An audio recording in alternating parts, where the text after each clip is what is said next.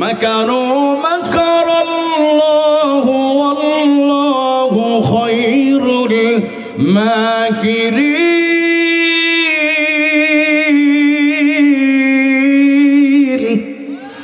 আল্লাহ রাব্বুল আলামিন বলে, আমি হলাম সবচেয়ে বড় কৌশলী।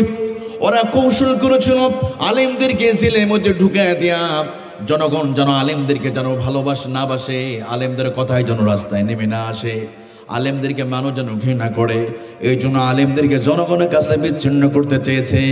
আমার আল্লাহ তাআলা বরং এখন আরো আলেমদের সাথে যুবকদের সম্পর্ক বেশি হয়ে গিয়েছে।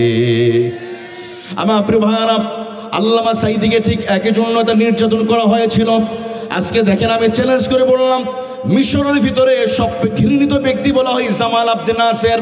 সাইয়েদ কুতুবের কথা শুনলেই তারা দোয়া করে, আর জামাল আবদে নাসেরের কথা শুনলে মানুষ ঘৃণা করে। বাংলা জমির ইতিহাস লেখা হয়ে গেছে যেদিন সাইদি দুনিয়াতে চলে গিয়েছে, সামনে এমন একটা দিন আসবে আল্লামা সাইদির কথা শুনলে মানুষ দোয়া করবে, আর ওই স্বৈরাচারদের কথা শুনলে মানুষ ঘৃণা করবে। কিন্তু আলেমদের কথা শুনলে মানুষ আরো দোয়া করবে। সুবহানাল্লাহ বলেন। কিন্তু আজকে আদারি সাহেবের জনপ্রিয়তা দেখে কিছু সুশীলদের মাথা নষ্ট হয়ে গেছে। হুজুররা কেন এটা কথা বলবে? উনি একটা মাহফিলে বলেছিলেন, পূর্বে যারা খেয়েছে নতুন করে আবার কিছু মানুষ খাওয়ার জন্য তৈরি হয়ে গেছে। আচ্ছা বলেন তো, এটা বলা কি তিনি অপরাধ করেছেন? একটু আসতে বলেন, উনি কি ভুল করেছে? এটা যারা গায়ে টেনে নিচ্ছেন, বুঝতে হবে আপনাদের ভিতরে ইতিমধ্যে অ্যালার্জিটা শুরু হয়ে গেছে। আদারি সাহেবরা আপনারা রাজনীতি করতে পারবেন, আপনারা রাজনৈতিক কাজ করতে পারবেন, আর আলেমরা হক কথা বলতে পারবে না। আর আলেমদের বিরুদ্ধে যদি আপনারাও যদি ষড়যন্ত্র করেন, মনে রাখবেন ওই স্বৈরাচারদের যে পরিণত হয়েছে, আপনাদের এমন ভবিষ্যৎ পরিণত হবে। কারণ আলেমদের সাথে আলেমদের সাথে পাল্লা দিতে গিয়ে অবস্থা খারাপ হয়ে যাবে। কারণ নবীজি বলেছেন, আলেমকে ভালোবাসো, আলেমের সাথে খানা খাও, ওলা তাকুন খালিসান ফাতাহালাক।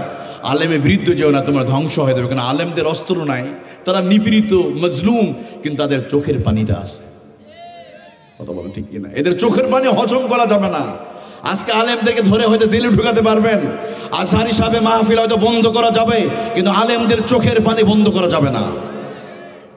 আমরা দোয়া করি আল্লাহ তাআলা যেন মিজানুর রহমান আজহারিকে কবুল করেন, আমিন। এবং ওনার ডাকে সারা দিয়ে সারা বাংলাদেশে যেন যুবকরা যেভাবে ধাপিত হচ্ছে, অদূর ভবিষ্যতে আমরা দেখতে চাই আমাদের সোনার বাংলাদেশে যুব সমাজ যেন গান বাদ্যবাদ্য ছেড়ে আবার মাহফিল মুখে হয়, যা আমরা সকলে দোয়া করি, আমরা সকলে বলি আল্লাহুম্মা আমিন। আমার প্রিয় ভাইরা, আমি আপনাদের সামনে কুরআনুল কারীমের 109 নম্বর সূরা সূরাতুল কাফিরুন থেকে কিছু কথা বলবো। এই সূরাটা অনেকের মুখস্থ আছে না প্রিয় ভাইরা? হ্যাঁ, এই সূরাটা কেন বেছে নিলাম, যেহেতু অনেকেই সূরাটা মুখস্থ আছে, আমাদের পেটের ভিতরে আছে। চলুন আমরা এই সূরাটা নিয়ে আমরা আলোচনা করব। যেহেতু এখানে তাফসীরুল কুরআন নাম দেওয়া হয়েছে, আমি সূরাতুল কাফিরুন কুরআনুল কারীমের 109 নম্বর সূরা। এই সূরাটা নাজিল হয়েছে নবী সাল্লাল্লাহু আলাইহি ওয়াসাল্লাম যখন মক্কাতুল মুকাররমায় ছিলেন। এই সূরার ভিতরে আল্লাহ সুবহানাহু ওয়া তাআলা বিশেষ করে আল্লাহর তাওহীদের কথা এত চমৎকার করে বলেছেন। তো এই সূরা যখন কোনো ব্যক্তি যদি তেলাওয়াত করে, নবীজি বলেছেন, তো শয়তান তখন অনেক কষ্ট পায়। শয়তান অনেক কষ্ট পেত যদি সূরাতুল কাফিরুন যদি কেউ তেলাওয়াত করে। এর ফজিলতের মধ্যে এসেছে তাফসীর ইবনে কাসিরের মধ্যে, যদি কোনো ব্যক্তি সূরা ইখলাস আর সূরাতুল কাফিরুন যদি কেউ পড়ে, তো ইবলিসের মেজাজটা গরম হয়।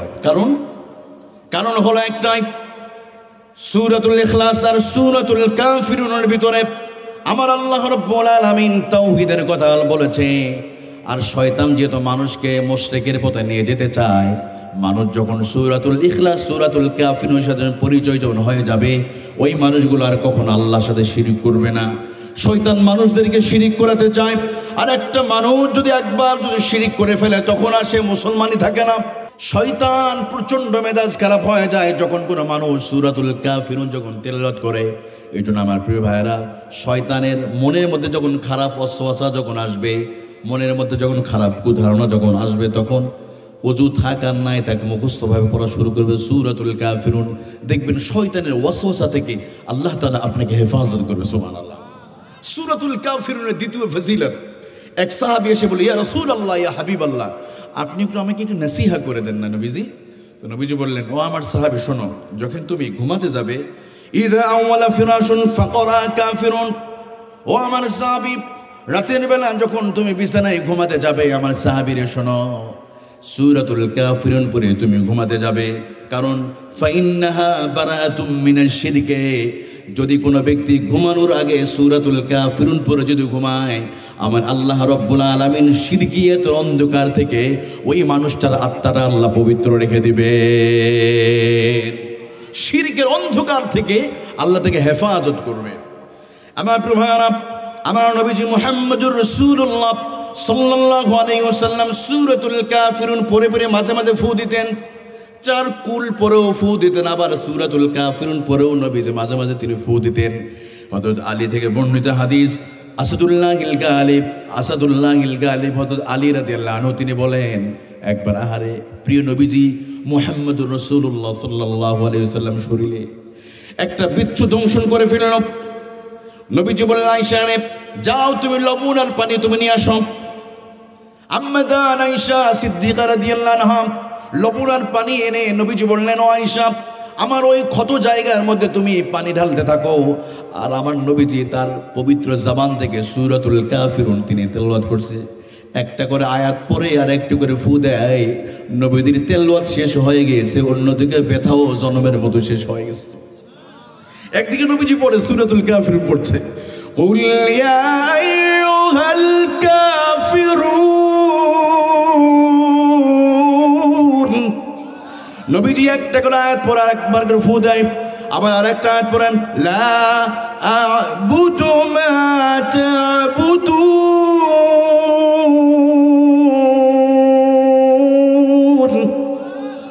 নবীজি মুহাম্মদুর রাসূলুল্লাহ সাল্লাল্লাহু আলাইহি ওয়াসাল্লাম একটা করে আয়াত তেলাওয়াত করে আর একটু করে ক্ষত স্থানে তিনি ফু দেন। আরে নবীর পবিত্র জবানের বরকতে তেলাওয়াত শেষ হতে না হতেই ওই ক্ষত স্থানের ব্যথা আল্লাহ তাআলা বিষ দূর করে দিয়েছে, সুবহানাল্লাহ। এই জন্য আমার যুবক ভাইরা, আমার বাবাজিরা, যদি কখনো এইরকম ভাবে কোনো প্রাণী যদি আক্রমণ করে, অথবা কুকুর হোক বিড়াল হোক, কোনো প্রাণী যদি আপনার শরীরে যদি আঘাত করে দেয়, সূরাতুল কাফিরুন পড়ে আল্লাহর নাম নিয়ে এই সূরা পড়ে যদি ফু দেন, আল্লাহর কুদরতে আল্লাহ তাআলা মেহেরবানি করে আপনার ওই ক্ষত স্থানটা সুস্থ করে দেবে, সুবহানাল্লাহ। আমার প্রিয় ভাইরা, চলুন এই সূরাতুল কাফিরুনের একটা চমৎকার শানে নজরুল রয়েছে। একবার আসিফ ইবনে ওয়াইল, ওয়ালিদ ইবনে মুগীরা, আবু জেহেল, মক্কার প্রভাবশালী লিডাররা একত্রিত হয়ে রাসূলুল্লাহ চাচা আব্বাসের কাছে গিয়া বলে, ও আব্বাস তুমি যাও তোমার ভাতিজার কাছে বুঝাও, তোমার ভাতিজা যা চায় আমরা তাই দিব। তুমি একটু তোমার ভাতিজাকে বুঝাও, তোমার ভাতিজা যদি দিনের দাওয়া যদি বন্ধ করে দেয়, এর জন্য যা প্রয়োজন আছে আমরা তাই মিটিয়ে দিব। তোমার ভাতিজা যদি সম্পদের প্রয়োজন হয়, মক্কা মদিনায় যত সম্পদ আছে মুহাম্মদের কদম মোবারকে দিয়ে দেওয়া হবে। এতেও যদি সে যদি আরো কিছু চায়, সুন্দরী রমণী যদি চায়, তাও দিয়ে দেওয়া হবে। বিনিময়ে মক্কার জমিনে জনমের মতো কোরআনের দাওয়াত দেয়া তাবলীগের কাজটাকে বন্ধ করতে হবে। নাউজুবিল্লাহ বলেন না।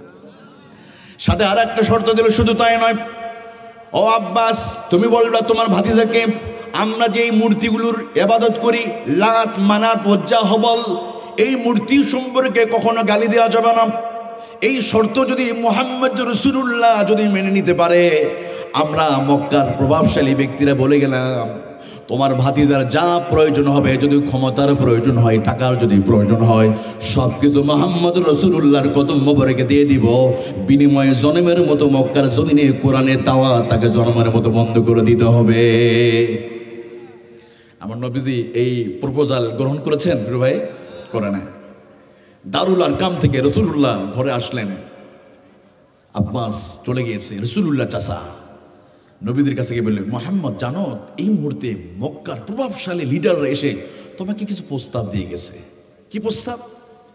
এবার নবীদের চাচা বলে, ও মুহাম্মদ এই কিছুক্ষণ আগে ওলীদ ইবনে মুগীরা, আসিফ ইবনে ওয়াইল ওরা এসে তোমাকে যে প্রস্তাব দিয়ে গিয়েছে, তুমি যদি মক্কার জমিনে যদি দাওয়াতের কাজ যদি বন্ধ করে দিতে পারো, রে মুহাম্মদ তোমার যত সম্পদ আছে সমস্ত সোনাদানাগুলো দিয়ে দিবে, রমণী দিয়ে দিবে, সম্পদ দিয়ে দিবে, ক্ষমতা দিয়ে দিবে, বাড়ি গাড়ি সব মানায় দিবে। বিনিময়ে মক্কার জমিনে তোমার কোরআনের দাওয়াত বন্ধ করে দিতে হবে। এবার নবীজি বললেন, ও চাচা যান, ওই মক্কার ওই সমস্ত লুভি নেতাদের আপনি বলে দিবেন, তারা যদি তারা যদি কৃষির সম্পদ, ওরা যদি এক হাতে চন্দ্র যদি দেয় আর এক হাতে সূর্য যদি আমার এনে দেয়, এরপর আমি মুহাম্মদ রাসূলুল্লাহ এক মুহূর্তের জন্য কোরআনের দাওয়াত দিয়ে থেকে আমি রাসূলুল্লাহ পিছপা হব না। সুবহানাল্লাহ বলেন না। আমরা এইরকম প্রপোজাল পেলে আমরা তো ইমান বিক্রি করে দেই, আছে না? একটু চার বিনিময়ে নির্বাচন আসলে বল্টু ভাইয়ের চরিত্র ফুলের মতো পবিত্র, নামাজ পড়ে এক অক্ত, বিড়ি টানে 72 আছে না নাই? এর পিছনে নির্বাচনে একটু খাবার দিবে, দেখবেন কিছু চামচা পিছনে দৌড়ায়। অথচ একই এলাকার একজন মানুষ নামাজি, ইসলামী আন্দোলন করে, নামাজ পড়ে 5 ওয়াক্ত নামাজ পড়ে, মুখে রাসূলুল্লাহ সুন্নাত দাঁড়িয়ে আছে, আলেমদেরকে বড় ভালোবাসে, মাহফিল, কওমি মাদ্রাসা, আলিয়া মাদ্রাসাতে বিভিন্ন অনুদান দেয়। এই মানুষটা নির্বাচনে দাঁড়াইছে, কিন্তু ভোট দেবে কার? ওর পিছু দৌড়াবে। কথা কোন ঠিক কিনা? কিন্তু আপনাদেরকে বলে দিতে চাই, আমার যুবক ভাইয়েরা, নির্বাচন আসবে, আপনি এমন ব্যক্তিকে সাপোর্ট করবেন যেই মানুষটা আপনার সাপোর্ট পায় এলাকার যদি কোনো ইসলামিক কাজের সহযোগিতা করতে পারে, এমন ব্যক্তিকে আমাদের বেশি সাপোর্ট দিতে হবে। কথা কোন ঠিক কিনা? আজকে গত 53 বছর ধরে আমরা 54 বছরে পা দিয়েছি। বলেন তো প্রিয় ভাইয়েরা, আমরা কি ক্ষুধামুক্ত, সন্ত্রাসমুক্ত, টেন্ডার মুক্ত কি সমাজ পেয়েছি? আমরা পাই নাই। কারণ গত 53 বছর ধরে কোরআনে আইন দিয়ে রাষ্ট্র চলেছে না, মানুষের আইন দেয়া। আরো ধরে বলেন, কখনো চাচার আইন, কখনো বাবার আইন, কখনো স্বামীর আইন, কখনো বিভিন্ন আইন চলছে এদেশে। কিন্তু আমরা বলতে চাই, গত 53 বছর ধরে কোরআনুল কারীমকে বাইপাস করে মানুষের আইন দিয়ে রাষ্ট্র চালিয়ে তারা বিভিন্ন সময় আমাদের বিভিন্ন কথা শুনেছে, কিন্তু প্রকৃতপক্ষে এদেশের মানুষের ভাগ্য তারা পরিবর্তন করতে পারে না। কথা ঠিক কিনা? এই জন্য আপনাদেরকে বলতে চাই, আগামী দিনগুলোতে যদি বাংলাদেশ যদি পরিবর্তন করতে চাই, এ কোরআনুল কারীমকে আমাদেরকে পার্লামেন্টে নিতে হবে। কোরআনুল কারীমকে কারা কারা পার্লামেন্টে নিতে চান, 2 হাত উঁচু করে আল্লাহকে দেখান।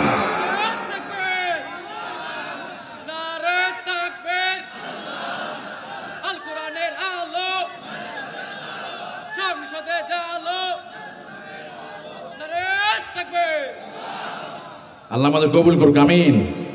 সংসদে জ্বালো বলতে হবে, এতদিন তো জ্বালালাম ঘরে বাইরে, একটু সংসদে জ্বালাতে হবে, তাই না? সংসদে 345 জনদের টুপিওয়ালা পাগড়িওয়ালা হুজুররা যদি যায়, ওই সমাজের মধ্যে কোনো চুরি, কোনো বাটপারি, কোনো ধর্ষণ থাকবে না। কোনো এক সময় ফখরুদ্দিন মঈনুদ্দিনের সময় 2 জন মন্ত্রী ছিল, নাম মনে আছে কিনা জানি না আপনাদের, মাওলানা মতিউর রহমান নিজামী, আলী হাসান মোহাম্মদ মুজাহিদ, আল্লাহ তাআলা উভয়কে জান্নাতি করুক, আমিন বলেন। এই 2 জন ব্যক্তির আমলনামার ভিতরে তখন গবেষণা করে কোনো দুর্নীতি দও পায় নাই। সুবহানাল্লাহ বলেন না। অথচ অনেকের ভিতরে পাওয়া গিয়েছে। কারণটা হলে কি ওনারা রাজনীতি করে কিসের? কোরআনের। হয়তো অনেকে বললো, হুজুর এটা তো ধর্ম নেই, ব্যবসা না। ধর্মের ব্যবসা না, আমার নবীজি নিজেই আল্লাহর কাছে ক্ষমতা চেয়ে নিয়েছে। সুবহানাল্লাহ বলেন।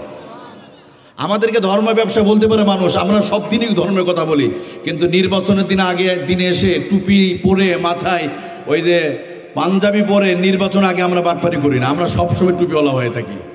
কথা বলেন ঠিক কিনা? নির্বাচনে আসলে দেখবেন একই নামাজ 2 মসজিদে পড়তেছে। আসলে এদিকে তো নাই, আমাদের এদিকে সমস্যা নেই, অন্যদিকে আছে। আমি তো জয়পুর থাকি না, ঢাকায়। এরকম বাটপারি তো হুজুররা করে না। না, হুজুরদের মনে রাজনীতি করার অধিকার নাই এরকম? আমরা এদেশের নাগরিক না? আমার নবীজি মদিনা চালিয়েছেন কত বছর বলতে পারবেন? 10 বছর। রাসূলুল্লাহ সংবিধান ছিল কোন? আমার নবীজি নিজেই ক্ষমতা চেয়ে নিয়েছে।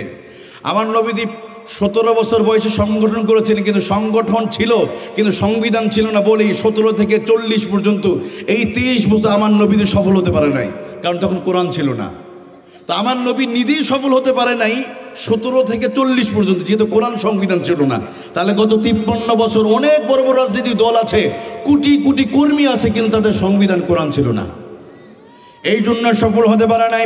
তবে আল্লাহ তাআলা আমাদেরকে জানিয়ে দিচ্ছে, বান্দারে তোমাদের 53 বছর লাগবে না, কোরআনুল কারীম যদি জায়গা মতো নিতে পারো, আমার আল্লাহ রাব্বুল আলামিন বলে, বান্দা শোনো রাখো, কোনো ভয় থাকবে না সমাজের ভিতরে। লা খাউফুন আলাইহিম ওয়ালা হুম ইয়াহজানুন।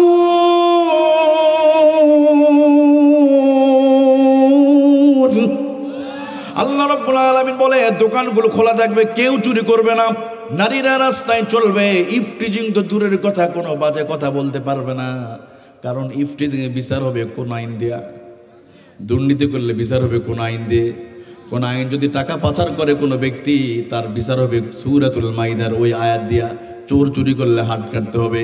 আপনার নেতারও যদি হাত কাটা পড়ে যায়, পরের বছর নির্বাচনে যখন দাঁড়াবে, প্রিয় ভাই সব আমারে ভোট দিবেন, হাত উঠাতে পারবে? যদি উঠায় বলবে ভাই আপনার হাতটা কি হয়েছে, ওই জায়গাটা মাইনাস হয়ে গেছে কেন, চাইতে পারবে? কথা বলেন। কিন্তু এই জন্য আপনাদের কষ্ট হচ্ছে নাকি? একটু তাকবীর দেন, লিল্লাহি তাকবীর, আর লিল্লাহি তাকবীর। আমার প্রিয় ভাইয়ারা একটু খেয়াল করেন, সূরাতুল কাফিরুনের শানে নুজুল বলছিলাম।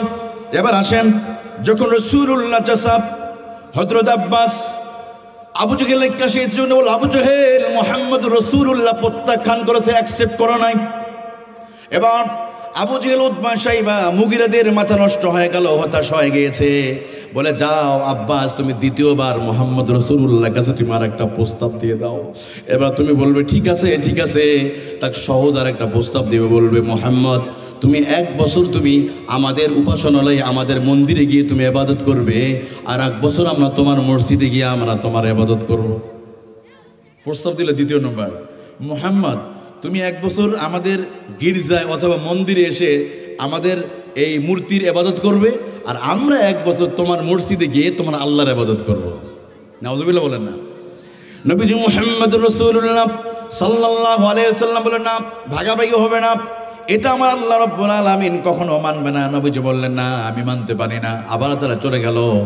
এবার দ্বিতীয়বার যখন চলে গিয়েছে, আবু জেহেল, উতবা, শাইবা, মুগিরা হতাশ হয়ে গিয়েছে, কি ব্যাপার? মুহাম্মদ রাসূলুল্লাহ 2টা প্রস্তাবে তিনি আবার ফিরিয়ে দিলেন। এবার তারা আবার প্রস্তাব দিল, আব্বাস তাহলে শোনো, এবার মুহাম্মদুর রাসূলুল্লাহর কাছে শেষবারের মতো একটা প্রস্তাব নিয়ে চলে যাও।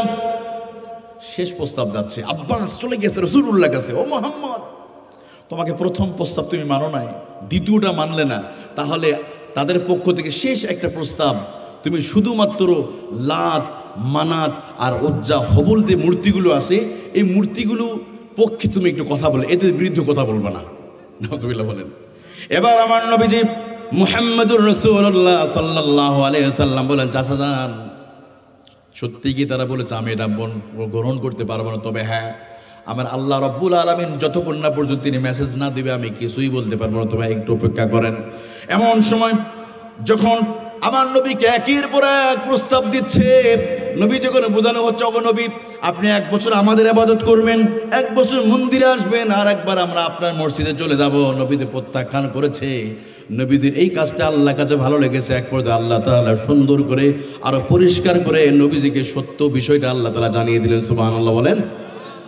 আল্লাহ রাব্বুল আলামিন জিবরিলের মাধ্যমে সূরাতুল কাফিরুন আল্লাহ তাআলা নাযিল করে দিয়ে জিবরিলকে পাঠিয়ে দিলেন, জিবরিল যা যা আমার রাসূলুল্লাহর কাছে গিয়ে তুই বল, ওরা হলো বাটপার, ওরা কখনো তাদের কথা তুমি শুনবে না। নবীজি আপনি তাদেরকে বলে দেন, কুল ইয়া আইয়ুহাল কাফিরুনা লা আ'বুদু মা তা'বুদুন ওয়ালা আনতুম আবিদুনা মা আ'বুদ ওয়ালা আনা আবিদুম মা আ'বাদতুম ওয়ালা আনতুম আবিদুনা মা আ'বুদ লাকুম দীনুকুম ওয়ালিয়া দীন। আল্লাহু আকবার। সূরাতুল কাফিরুন আমার আল্লাহ রাব্বুল আলামিন নাযিল করে দিয়া আল্লাহ তাআলা জানিয়ে দিলেন, ওগো নবীজি আপনি তাদেরকে বলে দেন, কুল ইয়া আইয়ুহাল কাফিরুন। দেখেন আমার প্রিয় ভাইরা, শুরুতে আমার আল্লাহ তাআলা কুল শব্দ দিয়ে শুরু করলেন। কুল দিয়ে কেন শুরু করলেন? মুফাসসির কোরআন চমৎকার করে ব্যাখ্যা করেছে। কুল আল্লাহ তো বলতে পারেন কাফের, যেহেতু কাফেরদেরকে বলছে হে কাফেররা, কুল মানে কি আল্লাহ এখানে ভদ্রতা দেখিয়েছে। সুবহানাল্লাহ। নবীজি আপনি তাদেরকে বলে দেন, মানে বিনয়ের সাথে বলছে। সুবহানাল্লাহ। এই জন্য আপনার যদি বিধর্মীয় হয় এরপর ওই মানুষটার সাথে ভালো আচরণ করতে হবে। হযরত মূসাকে যখন ফেরাউনের কাছে পাঠানো হলো, আল্লাহ বলছেন মূসা তুমি তাকে তার কাছে বিনয়ের সাথে কথা বলবে, কখনো ধমক দিয়ে কথা বলা যাবে। মানে আমরা যারা দাওয়াতের ক্ষেত্রে আমাদের এই মূলনীতিটা মানতে হবে। হোক না হিন্দু, বৌদ্ধ, খ্রিস্টান, যেই ধর্মের হোক, যদি আপনার কাছে যদি আসে তাহলে কি করতে হবে? আমাদেরকে বিনয়ের সাথে কথা বলতে হবে। এখন বিধর্মী হলেই রেগে কথা বলবে না। একবার এক বেদুইন রাসূলুল্লাহ সাল্লাল্লাহু আলাইহি ওয়াসাল্লাম বসে আছে, আবু বকর বসে আছে, ওসমান জিন্নুরাইন বসে আছে। এমন সময় এক বেদুইন এসে দাঁড়িয়ে প্রস্রাব করা শুরু করছে মসজিদে নববীতে। মসজিদে নববীতে প্রস্রাব করতেছে। তো ওমর প্রচণ্ড রেগে গেছে, আশ্চর্য, রাসূলুল্লাহর সামনে মসজিদে নববীতে তুমি প্রস্রাব করো। হযরত ওমর তো রেগে গিয়ে তাকে মারতে গেছে। রাসূল বলেন, ওমর ইজলিস, বসে যাও, তুমি তাকে প্রস্রাব করতে দাও। সুবহানাল্লাহ বলেন। আচ্ছা, আমরা কি করতাম ভাই? আমাদের এই যে ধরেন আপনাদের মসজিদে, আপনাদের এই এলাকার কি এটা, আপনাদের এই এলাকা যদি এই কেশবপুর এলাকার মসজিদে যদি কোনো হিন্দু প্রস্রাব করে আমরা কি করতাম? মানে যে নামাজ পড়ে না সেও কি করবে? মসজিদে প্রস্রাব করছে, নিজে নামাজ পড়ে নাকি, ফজরের নামাজে পড়ে, জোহর পড়ে নেয়, কিন্তু মসজিদে ভালো না ভাই, এটা আবেগ। এই আবেগকে আপনি কন্ট্রোল করতে হবে, এটা না। হ্যাঁ, আপনার মসজিদে প্রস্রাব করুক না, প্রস্রাব করে দিক। ওরা বললেন, ভাই তোমার কি টিস্যু আছে? টিস্যু না থাকলে টিস্যুটা দিয়ে দিবেন, আর বলবেন, তুমি যেখানে প্রস্রাব করেছো তুমি কি জানো আমরা আমাদের রবের জন্য এখানে সেজদা দিই। সুবহানাল্লাহ বলেন। ওই বিদুর্মী, ওরে আমাদেরকে ভালো ব্যবহার দিতে হবে। ও প্রস্রাব করুক না, আমরা বকা দিব না, আমরা গুজব ছড়ে মারামারি করবো না, অথবা মন্দিরে হামলা করতে যাব না। ওরা আমাদের সাথে খারাপ আচরণ করেছে, আমাদেরকে বকা দিয়েছে, আমরা ভালোবাসা, দুই হাত প্রসারিত করে ভালোবাসা দিব। সুবহানাল্লাহ বলেন। দেখেন আমার নবীজি বেদুইনকে আঘাত করলেন না, না করে কি করে, ওমর তোমার রাগকে কন্ট্রোল করতে হবে, চুপ করে গেলে।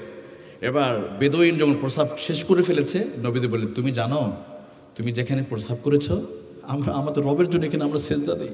সুবহানাল্লাহ। আমরা আমাদের রবকে তালাশ করে এই জায়গা, আর তুমি এখানে প্রস্রাব করে নাপাক করে দিয়েছো। এবার বেদুইন খুব লজ্জিত হয়েছে, সত্যি কি তাই? আপনারা এখানে ইবাদত করেন? আমি তো জানি না, জানলে প্রস্রাব করতাম না। এবার বলে, সত্যি আপনি মুহাম্মদ রাসূলুল্লাহ, আপনার পাশে এত বাহিনী থাকার পরও আমি প্রস্রাব করতেছি, এরপরও আপনি আমাকে কোনো আঘাত করলেন না, আমাকে মাফ করলেন, আমাকে বাধা দিলেন না কেন আপনি? তাহলে তো প্রস্রাব করতাম না। এবার ওই বেদুইন বুঝতে পেরেছে মুহাম্মদুর রাসূলুল্লাহ সাধারণ কোনো মানুষ নয়। বেদুইন বলে, আমার আর বুঝতে বাকি নেই, আকাশের নিচে জমিনের উপরে মুহাম্মদুর রাসূলুল্লাহ আপনার মতো কোনো ভালো মানুষ আর পৃথিবীতে নাই। ওগো নবীজি, আমি আর দেরি করতে চাই না, এই মুহূর্তে কালিমা পড়ে আপনি আমার জনমের মতো আপনি মুসলমান আপনি বানিয়ে নেন। সুবহানাল্লাহ। এটা ছিল ইসলামী শিক্ষা। আমার নবী যদি শুরুতে আঘাত করতেন, এই বাদব এর প্রস্রাব করেছে কেন, যদি এটা আঘাত করতেন, বলেন তো সে কি মুসলমান হতো? হতো না। এই জন্য আপনার এখানে হামলা করতে আসবে, আপনি ছেড়ে দেন না ভাই, মসজিদ আল্লাহর ঘর আবার নির্মাণ হবে। আমরা কোনো মানুষকে আঘাত করব না, আমরা ভালোবাসা দেখাবো। আমরা যেই তরিকের হোক না কেন, যেই মতের হোক, আমরা সবাই ভাই ভাই। আমাদের এই যে চামড়া কেটে ফেললে রক্তের কালারটা কি ভাই বলেন তো একটু? না আলাদা আলাদা আছে, হিন্দুদের রক্তের কালার বলে সবুজ, বৌদ্ধদেরটা লাল, এরকম। অর্থাৎ আপনি একটা তরিকা করেন, আরেক তরিকার ভিন্ন তরিকার মানুষ, ভিন্ন মতে ভিন্ন মার্কার, আলাদা আছে নাকি? না।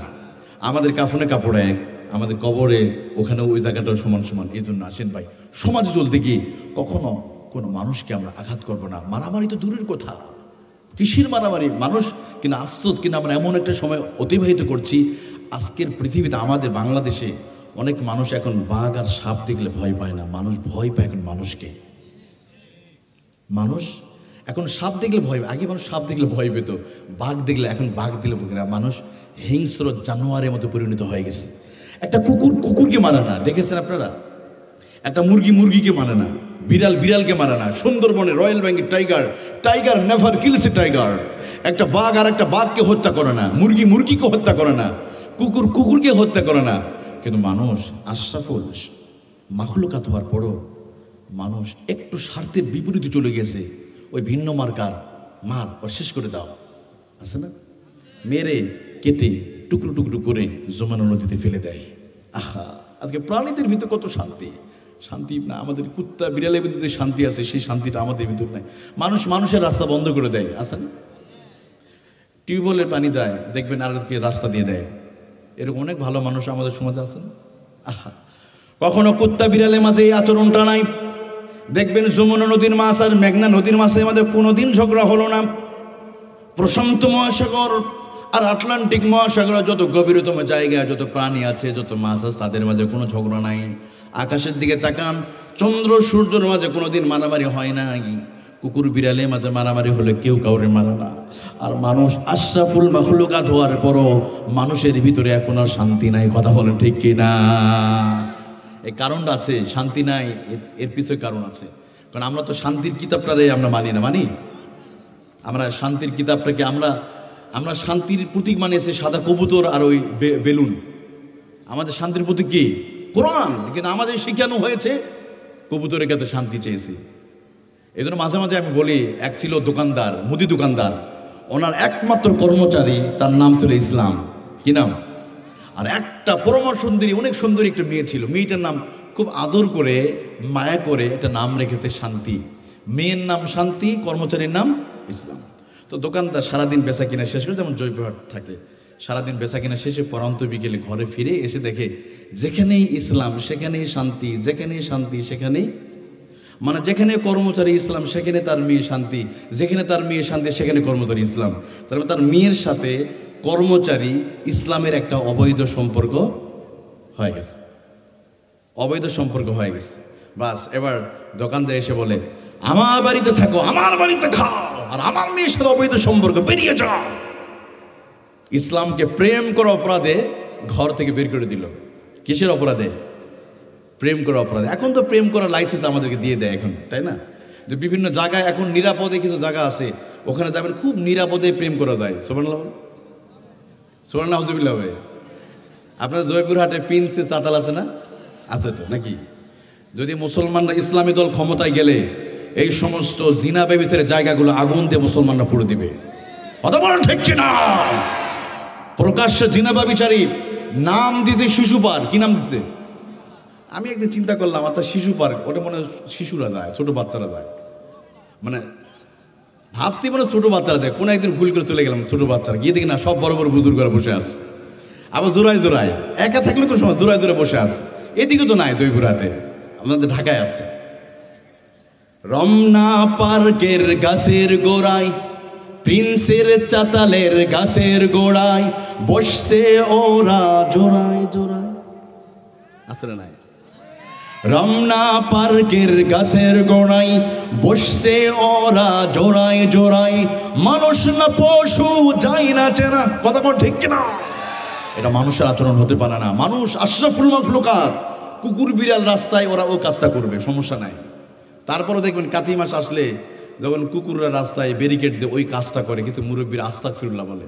আসেন কেন আস্তাগফিরুল্লাহ বলে? ওরা তো অবুঝ প্রাণী, ওরা একটু করবে, সমস্যা নাই। আপনি আস্তাগফিরুল্লাহ তখন বলতে পারেন না, আপনার ছেলেটা যখন পার্কে গিয়া জিনাবার ভিতরে লিপ্ত হয় তখন আস্তাগফিরুল্লাহ মুখ দিয়ে বের হয় না। কথা বল ঠিক কিনা? আস্তাগফিরুল্লাহ তখন বলতে হবে যখন আপনার মেয়ে বিশ্ববিদ্যালয়, কলেজে, প্রাইভেট পড়তে গিয়ে লুকে লুকে যে যখন পাপে লিপ্ত হয়েছে তখন আপনি আস্তাগফিরুল্লাহ বলবেন। এদিকে তো নাই। আপনি যতক্ষণ হাত ধরে বসে থাকবেন ততক্ষণ এই হাতের সওয়াব হবে না গুনাহ হবে? তবে হ্যাঁ, এই ধরাটা যদি একটু বৈধভাবে হয়, একটু বৈধ মানে কি, হ্যাঁ, কাজীর মাধ্যমে অথবা কোনো আলেমের মাধ্যমে যদি হয়, যতক্ষণ বইয়ের হাত ধরবেন ততক্ষণ সওয়াব আছে না নাই? আপনি যদি 2 ঘন্টা স্ত্রীর হাত ধরে থাকেন, 2 ঘন্টা আপনার সগীরা কোটা মাফ হবে। এক যুবকরা তো বিপদে পড়ছে, হুজুর আমরা হাত ধরবো কার? না, যুবকরা বিয়ে করেই বিবির হাত ধরবে, তাই না যুবক ভাইরা? সুবহানাল্লাহ বলেন। এই জন্য দেখেন যার স্বামী আছে, যাদের স্ত্রী, তাদের তো অনেক সওয়াব। সুবহানাল্লাহ, প্রতি সেকেন্ডে থেকে নাকি ঘরে ঢুকে খালি স্ত্রীকে একটা সালাম দেবেন, স্ত্রীর মন যদি জয় করতে পারেন আপনি 70 রাকাত নামাজ পড়া সব আল্লাহ আপনার আমলনামা দিয়ে দেবেন। স্বামী যদি স্ত্রীকে খুশি করে যদি স্ত্রীর মুখে হাসি বের করতে পারে, অথবা স্ত্রী স্বামীর মুখ যদি একটা হাসি বের করে আনতে পারে, ওই শবে বারাতে 100 রাকাত নামাজ পড়ার চাইতে ওই স্বামীর মুখের একটা হাসি, স্ত্রীর মুখে একটা হাসি আমার আল্লাহর কাছে বেশি প্রিয়। সুবহানাল্লাহ বলেন না? এটা কিভাবে হয় দেখেন, মাঝে ঘরে আসছেন, আপনি স্ত্রীকে দেখে বলবেন, বিবি তোমাকে না আজকে আকাশের চাঁদের মতো লাগতেছে। একটু মাঝে মাঝে পাম্পটি দিবেন, আসলে লাগতেছে না আকাশের চাঁদের মতো। একটু মিথ্যা কথা বলেন না, কিছু জায়গায় একটু মিথ্যা কথা বলা যায়, স্ত্রীর কাছে বলা যাবে। তবে মা বোনেরা রাগ করেন না, আপনারা স্ত্রীর কাছে বলা যায় মিথ্যা কথা, কারণ স্ত্রীর মন জয় করার জন্য মাঝে মাঝে একটু বলবেন, আচ্ছা আমরা আমাদের জীবনে শেষ কবে আমরা আমাদের স্ত্রীর প্রশংসা করেছি? কয়জন স্বামী আছে স্ত্রীর, তার চেহারার, তার রান্নার, তার পোশাকের প্রশংসা? আমরা অন্যের প্রশংসা করি, মেসেঞ্জারে অন্য গ্রহের একজন প্রশংসা করি, নিজের বউ প্রশংসা করো না। অন্যের ভাবির প্রশংসা, নিজের বউয়ের প্রশংসা করো না।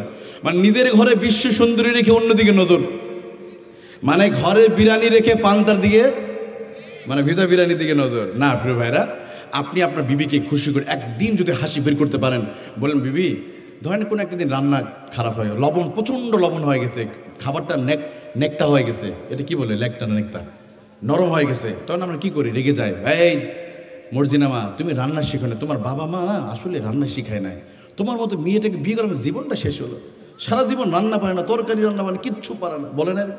না প্রিয় ভাইরা, এভাবে বলবেন না। আমার মা বোনেরা তারা তো কাদামাটির মানুষ, তাই না? তারা তো ভুল করতে পারে, আপনি একটু সম্মানের সাথে বেজ্জতি করতে পারেন, এভাবে বলবেন।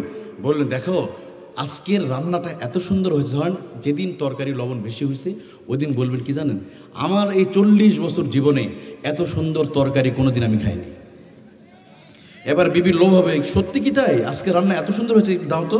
এবার বিবি নিয়ে নিজে যখন খেয়ে দেখবে প্রচণ্ড লবণ হয়ে গেছে, স্ত্রী ওইদের লজ্জিত হবে, মাথা নিচে করে বলে, স্বামী সত্যি তুমি আমাকে এত ভালোবাসো, আমার তরকারি রান্নার লবণ বেশি হয়েছে, এরপর তুমি আমাকে গালি দাও নাই, আমাকে এত ভালোবাসো, আমি তো মনে করি আকাশে নিচে জমিনে তোমার মতো একটা ভালো স্বামী পৃথিবীতে নাই, তুমি এখনই বসো মুরগির ডিম পুষ করে এখনই খাওয়াবো। স্ত্রী খেদমত করবে না, কে বলছে ভাই? স্ত্রীর প্রশংসা করতে হবে একটু, মাঝে মাঝে একটু বলবেন, মাঝে মাঝে পাম দিবেন, মাথায় হাত দেবেন, তোমার মাথার চুলগুলো না এত সুন্দর, মনে হয় আল্লাহ তাআলা নিজ হাতে দিয়েছে, অথচ মাথায় চুলি নাই, একটু দেন না, একটু পাম্পটি দেন, দেখবেন আমার মা বোন অনেক খুশি হবে। মাঝে মাঝে বলবেন, তোমার দাঁতগুলো না এত সুন্দর, মনে আল্লাহ স্রষ্টা নিজ হাতে মনে হয় হীরা মণি মুক্তা দিয়ে মনে তোমার দাঁতটা বানিয়ে দিয়েছে, অথচ অর্ধেক দাঁতই পড়ে গেছে।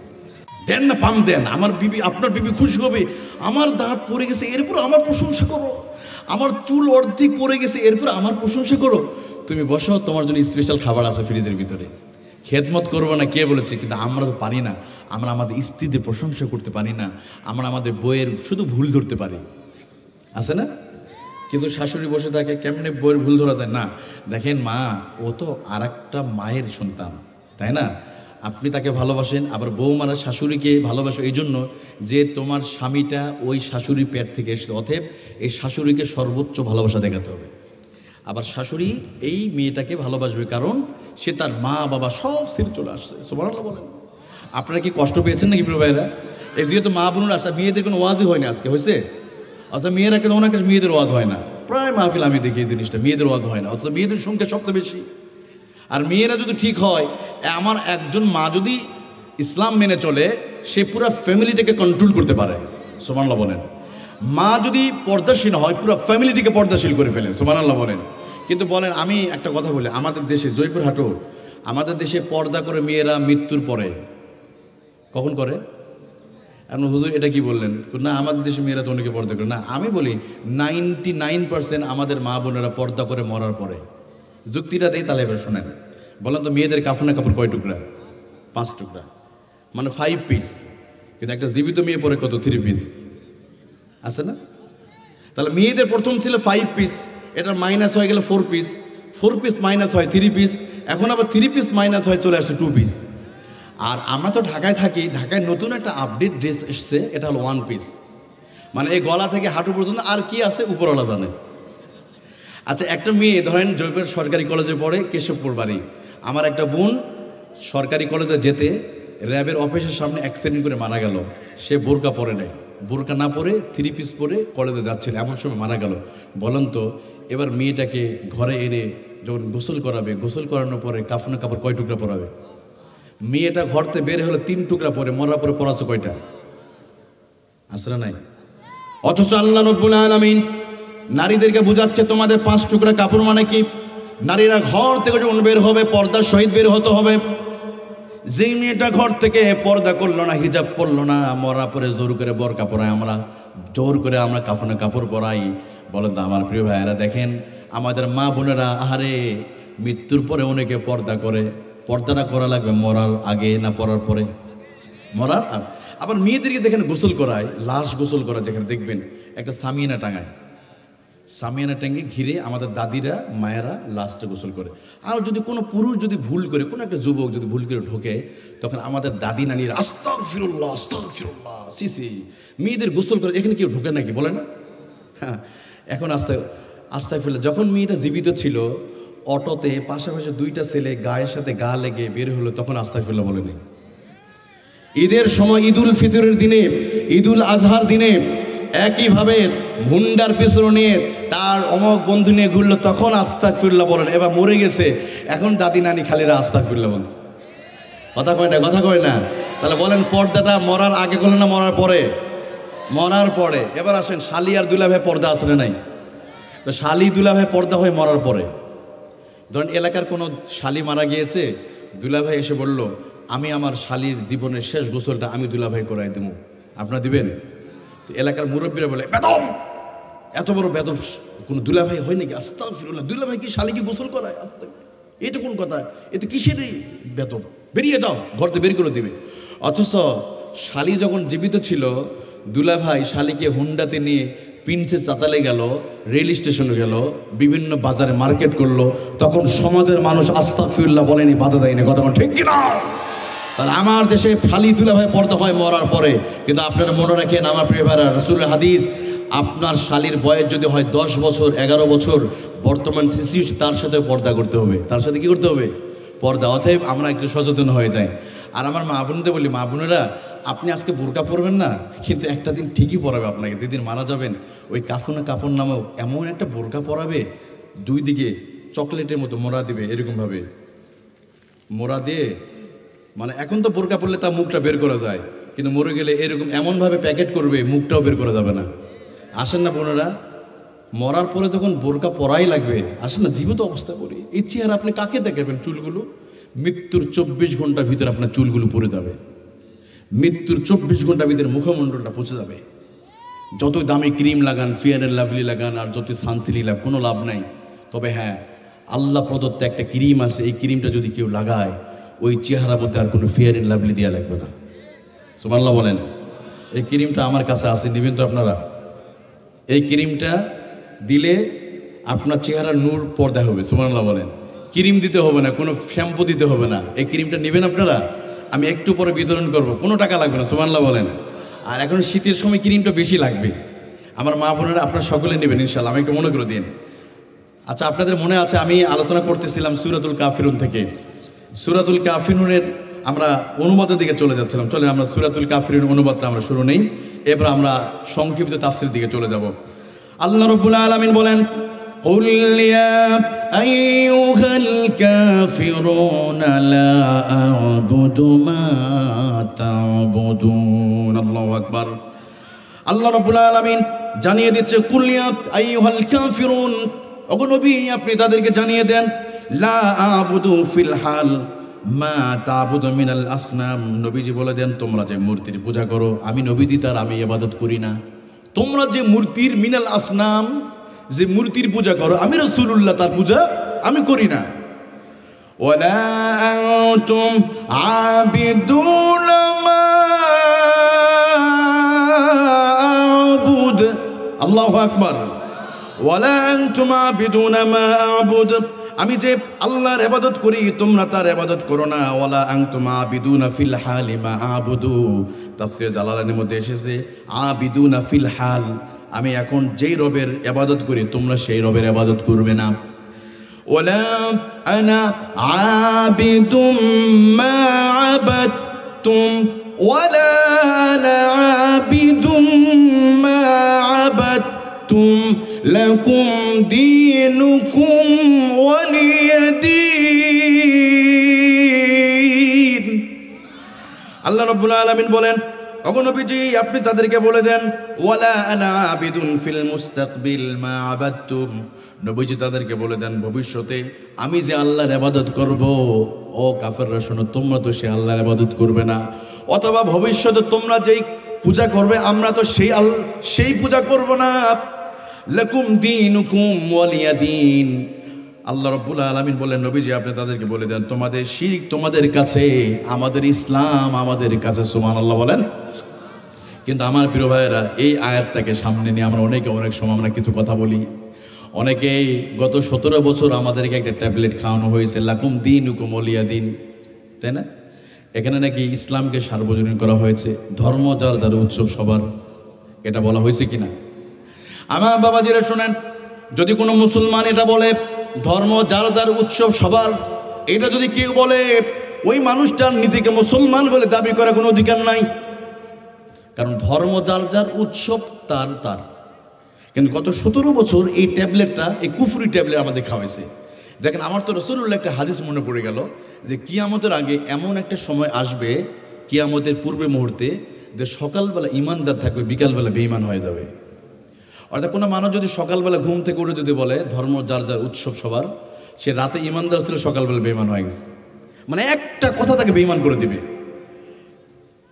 সেই সময়টা আমরা অতিবাহিত করছি। যদি কোনো ব্যক্তি এটা বলে ধর্ম যার যার উৎসব সবার, আপনি নামাজের সময় মসজিদেও যাবেন, ঈদের সময় ঈদগাহে যাবেন, আবার দুর্গা পূজার সময় ওখানে গিয়ে লাফালাফি করবেন, আপনি একদিকে মসজিদ উদ্বোধন করবেন, নিজে দাবি করবেন বাংলার ইতিহাস সবচেয়ে বেশি মসজিদ উদ্বোধন করেছেন, অন্যদিকে ওই মসজিদের খতিবদেরকে ধরে ধরে জেলখানায় দিবেন। এটা হলো মুনাফিকি, কথা ঠিক কিনা?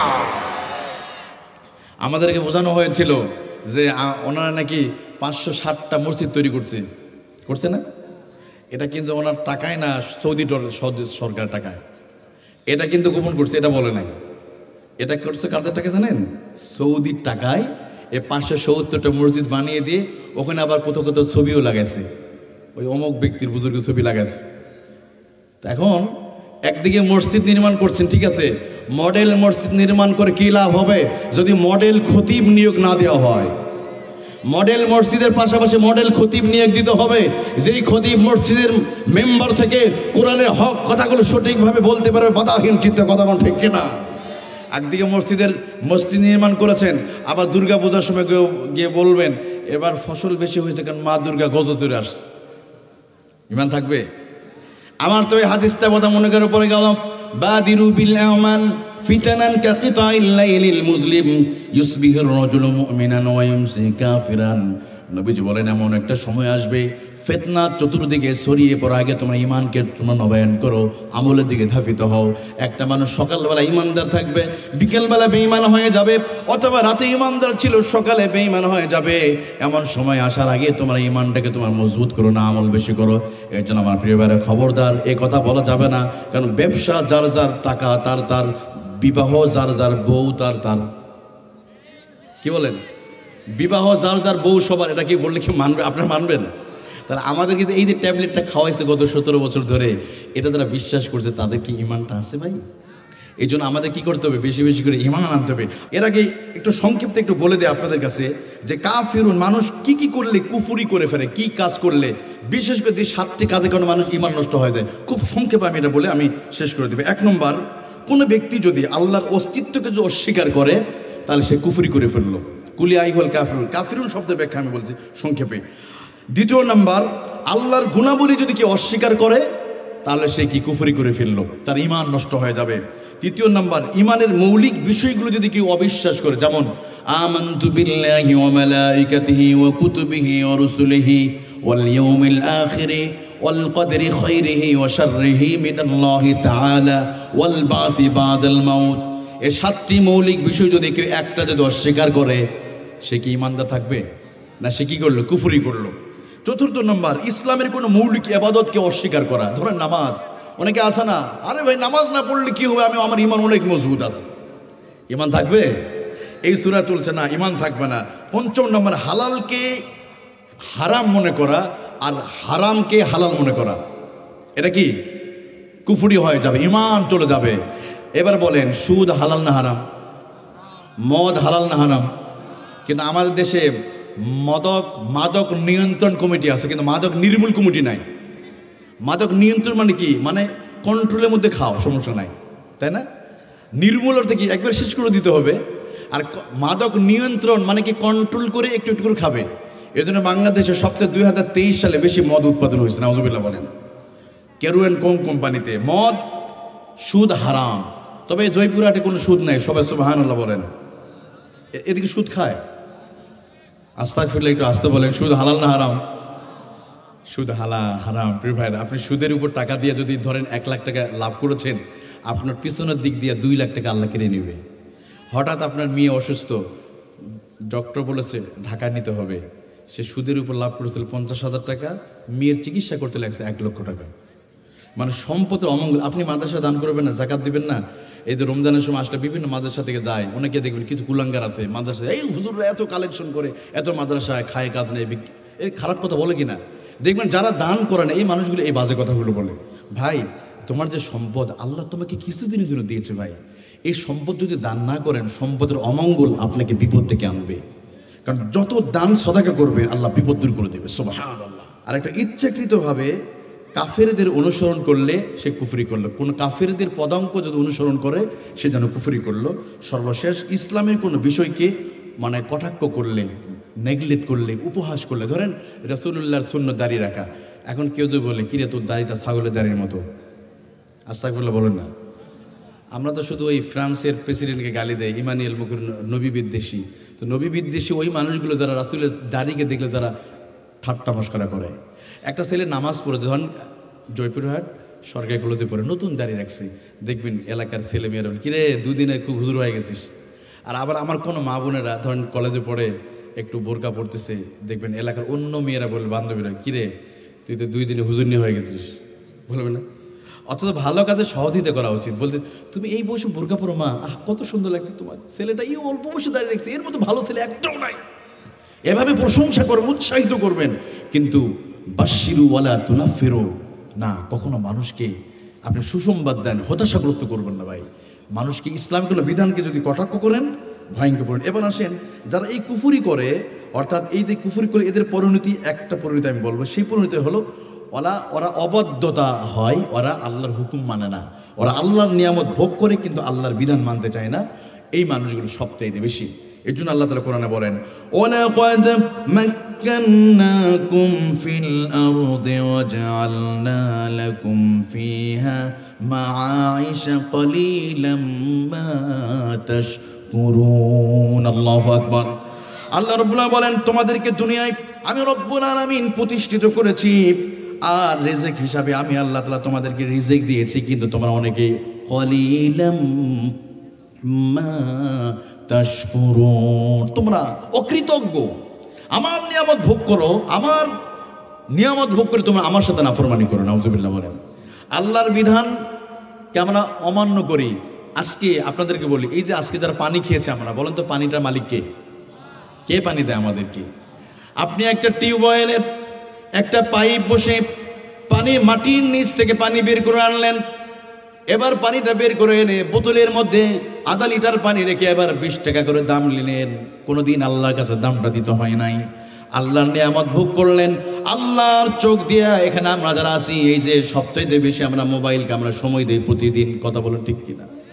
24 ঘন্টার ভিতরে এমন কোনো মানুষ নাই 24 ঘন্টার ভিতরে 10 ঘন্টা আমরা মোবাইলকে দেই, অথচ 24 ঘন্টার ভিতরে 5 ওয়াক্ত নামাজ আদায় করতে লাগে মাত্র 1 ঘন্টা। কয় ঘন্টা? ফজরে 10 মিনিট, জোহরে 10, আসরে 10, মাগরিবে 10, এশায় 20, কত হলো? 1 ঘন্টা।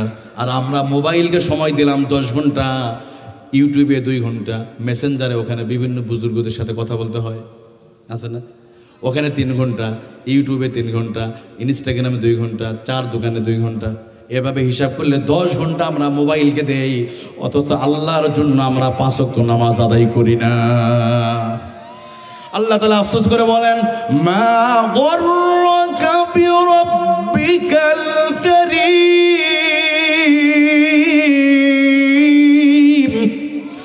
আল্লাহ রাব্বুল আলামিন আফসোস করে বলে, বান্দা কি হলো, তোমরা আমাকে কেন তোমরা ভুলে গিয়েছো? আমি রব্বুল আলামিন চোখ দিলাম, আমার চোখ ব্যবহার করে তুমি ওই মোবাইলটা দেখো, মোবাইলটা হাতে নিয়ে বিভিন্ন ওয়েবসাইটে ঢুকে তুমি খারাপ খারাপ তুমি নাটক দেখেছো, কিন্তু আমার চোখটা দিয়ে তুমি একটা দিনের জন্য তুমি কোরআনুল কারীমটা পড়ো নাই, আছে না? এই চোখটা কি শুধু মোবাইল দিয়ে দেখার জন্য পাঠাইছে আল্লাহ? ভাই বলেন তো, এই যে 24 সাল চলে গেল, 8760 ঘন্টা পার করেছি, প্রায় 15 কোটি 3 কোটি 15 লক্ষ সেকেন্ড আমরা পার করি 2024 সালে। আমরা কয় সেকেন্ড এই কোরআনকে আমরা দিয়েছি? কয় সেকেন্ড দিয়েছি? এই মোবাইলকে ঘন্টার পর ঘন্টা দিয়েছেন, কিন্তু আমরা কোরআনকে থেকে। আল্লাহ জিজ্ঞেস করে, বান্দা তুমি ল্যাপের নিচে শুয়ে শুয়ে তুমি তোমার মা বাবাকে খালি ফাঁকি দিয়া দরজা লক করে তুমি ঘরের ভিতরে অমুক ওয়েবসাইটে ঢুকে তুমি সিনেমা দেখেছো, নাটক দেখেছো, আমার চোখটা দিয়ে তুমি কোরআন পড়ো নাই, ভালো কিছু দেখেনো, নিয়ামত আদায় করো নাই, আমি আল্লাহ তাআলা এই চোখের হিসাব একটা দিন নেব। এটা কে বলেছে? কে? আলাম নাজআল লাহু আইনাইনি ওয়া লিসানান ওয়া শাফাতাইন।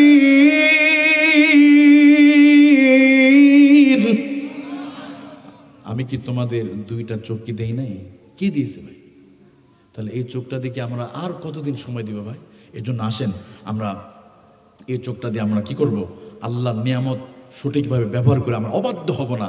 যে যত আল্লাহর হুকুম অমান্য করে সে তত অবাধ্য হয়, যে যত আল্লাহকে মানে সে তত আল্লাহর কৃতজ্ঞ বান্দা হয়। সুবহানাল্লাহ বলেন। এই জন্য আমার প্রিয় ভাইয়েরা, আল্লাহ তাআলা আমাদের সবাই কবুল করুক। আমি একটা ক্রিমের কথা বলেছিলাম, মনে আছে আপনাদের? এটা কিন্তু ফ্রিলি দেওয়া হবে আপনাদেরকে, মা বোনদের বেশি দেওয়া হবে, কারণ মেয়েদের এটা বেশি দরকার। কারণ কসমেটিক কিনতে গেলে, একটা ফেয়ার অ্যান্ড লাভলি কিনতে গেলে 200 টাকা লাগে, এক বোতল সানসিল্ক কিনতে গেলে 300 টাকা লাগে, তাই না? একটা পন্ডসের ক্রিম, ছোট ক্রিম কিনতে গেলে 300 টাকা লাগে। তাই এটা তো মেয়েদের বেশি দরকার। শীত আসলেই কসমেটিক কিনে, তুমি কি মার্কেট হয়েছে, শীতের মার্কেটটা কি? অত শীত মানেই মানে মার্কেট আর বনভোজনে যাওয়া। অত রাসূলুল্লাহর জামানায় শীত মানেই বেশি ইবাদত করা। এক সাহাবী আর জিজ্ঞেস করতো, আচ্ছা শীত তো এসেছে, কি আমল করছো ভাই তুমি রাতের বেলা? তুমি কয় রাকাত তাহাজ্জুদের নামাজ পড়েছো? তুমি কয় খতম দিয়েছো কোরআন? তো সাহাবীদের মাঝে এটা আলোচনা হতো। আর আমাদের মাঝে আলোচনা হয় শীতের কোন ড্রেসটা আসছে, এই শীতে কোথায় ভ্রমণে যাবে, কক্সবাজার না কুয়াকাটা, অথবা কোন বনভোজন আসলে না, এগুলো। কিন্তু শীতের সময় রাত দীর্ঘ হয়, দিন হয় ছোট। আল্লাহর ওলিরা কি করে, রাতের বেলা ইবাদত করে, দিনের বেলা রোজা থাকে। সুবহানাল্লাহ।